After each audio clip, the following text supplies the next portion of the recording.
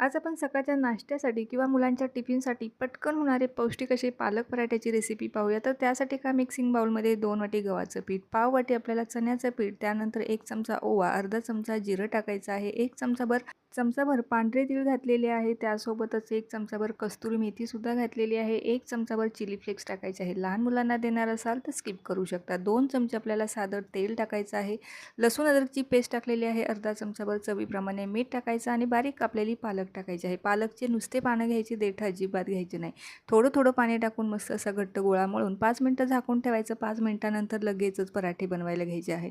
5 मिनिटं झाकून नाही ठेवलं, घाई असेल तर लगेच केले तरीही चालतील. मस्त असे लिंबाच्या आकारा एवढे गोळे घ्यायचे, मस्त असा पातळ पराठा लाटून घ्यायचा आहे. त्यानंतर तव्यावरती खरपूस असा भाजून घ्यायचा आहे. तुपावरती किंवा तेलावरती किंवा बटर लावून तुम्ही हा पराठा भाजू शकता. मुलांच्या टिफिनमध्ये किंवा नाश्त्यासाठी हा पराठा खाऊ शकता चटणीसोबत किंवा विदाऊट चटणीसुद्धा हा पराठा